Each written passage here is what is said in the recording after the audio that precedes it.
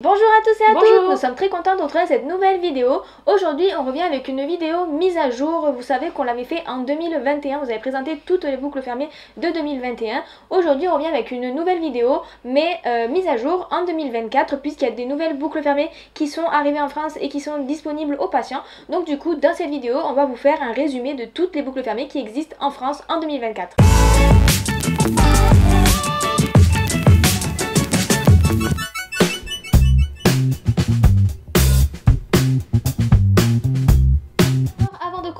On remercie le prestataire NHC de nous avoir prêté certaines pompes à insuline pour qu'on puisse vous montrer un peu toutes les boucles fermées, parce que nous on n'utilise pas, ils utilisent une boucle fermée mais on n'utilise pas toutes les boucles fermées, toutes les pompes, donc ça nous permet de vraiment vous les montrer, de voir à quoi ça ressemble, le matériel qui est utilisé pour chaque boucle fermée, donc merci beaucoup de nous avoir prêté ça.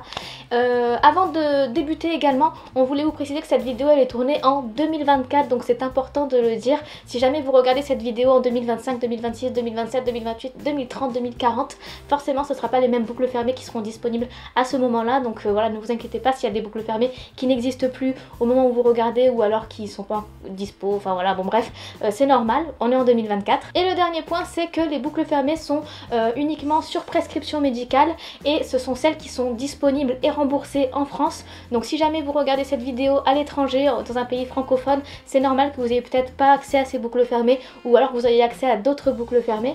Et si jamais il y a une boucle fermée qui vous intéresse, n'hésitez pas à en parler à votre endocrinologue pour voir vraiment si elle vous convient au niveau de votre prise en charge de diabète, vos besoins, etc. Une dernière chose avant de vous présenter les boucles fermées, il faut savoir qu'elles ont des points communs, ces boucles fermées, c'est qu'elles sont composées toutes de la même chose. Donc on va vous mettre ici toutes les composantes de la boucle fermée, et après pour chaque boucle fermée on vous donnera un peu les noms et tout ça, comme ça on vous les rajoutera au fur et à mesure de la vidéo dans cette case là. Donc chaque boucle fermée se compose d'une pompe à insuline ainsi que d'un capteur de glycémie. Les deux fonctionnent ensemble et ensuite envoient les données sur ce qu'on appelle un terminal de suivi. Donc on vous donnera le nom de ce terminal là. Et ensuite les boucles fermées fonctionnent grâce à un algorithme. Cet algorithme permet d'ajuster la dose d'insuline en fonction de nos glycémies. Et enfin la dernière chose, c'est que il y a ensuite des plateformes de suivi, ça c'est obligatoire, c'est dans la loi. Et donc chaque boucle fermée a sa plateforme de télésuivi. On va démarrer la présentation par les pompes avec tubulure, puis on fera les pompes sans tubulure à la fin.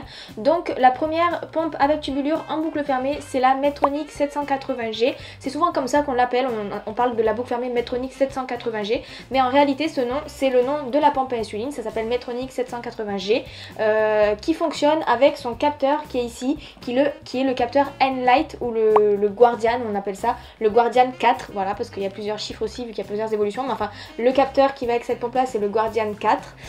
Et ensuite la boucle fermée s'appelle la boucle fermée Smart Guard, donc c'est plein de noms américains comme ça qu'on adore. Voilà, il faut suivre parce que voilà, c'est compliqué. Et ensuite concernant le terminal de la Medtronic, le terminal c'est la pompe en elle-même, puisque la pompe elle est branchée au corps toute la journée, donc pour contrôler tout ça il faut utiliser la pompe à insuline, même s'il existe une application sur le téléphone qui permet de recevoir les données et de juste visualiser ce qu'on a fait et de voir sa glycémie, mais qui ne permet pas de contrôler directement sur le téléphone, il faut le faire à partir de la pompe en elle-même.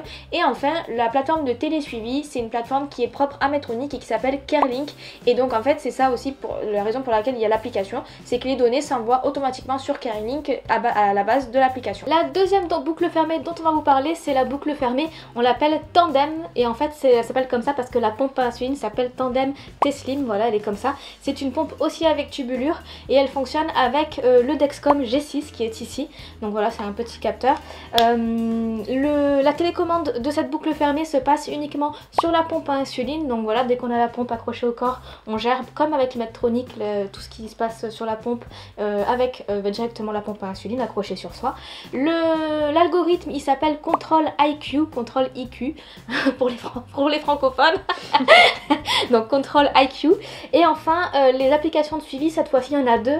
Donc une application qui s'appelle My Hijabi et une application qui s'appelle Gluco. La troisième boucle fermée avec une pompe à tubulure, c'est la boucle fermée, alors celle-ci on l'appelle par le nom de l'algorithme bizarrement, mais enfin c'est CamApps, on l'appelle comme ça, CamApps ou CamAPS, enfin ça dépend des personnes. C'est une boucle fermée qui se compose de la pompe à insuline Ipsopompe qui est juste ici, donc c'est une pompe à tubulure et qui se connecte également avec le capteur qui s'appelle le Dexcom G6, mais il prévoit aussi de le faire avec le Freestyle Libre 3 et l'algorithme s'appelle, comme on l'a dit tout à l'heure, CamAPS ou CamApps. Pour contrôler cette pompe à insuline là, il y a l'avantage, c'est que on peut le contrôler directement de son téléphone. Il faut que ce soit un téléphone Android et donc c'est son téléphone personnel. Donc il y a une application qui permet de contrôler directement la boucle fermée, la pompe, le capteur et tout directement sur son téléphone.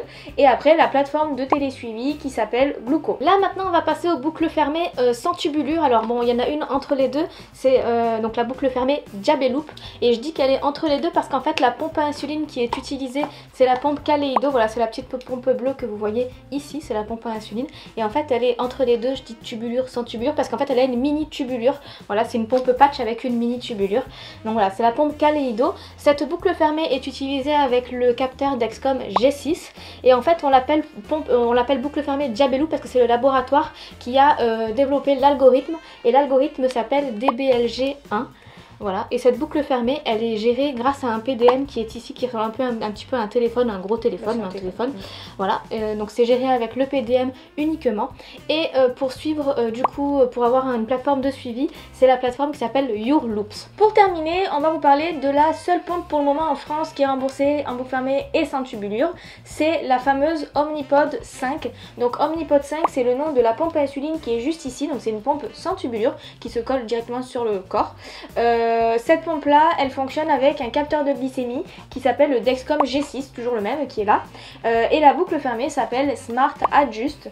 Tout ça se contrôle à partir d'un terminal qui est un PDM, qui voilà, c'est une grosse télécommande qui s'utilise à côté de la pompe à insuline, toujours pareil, mais on n'a pas d'application voilà, sur notre téléphone personnel, ça c'est sûr.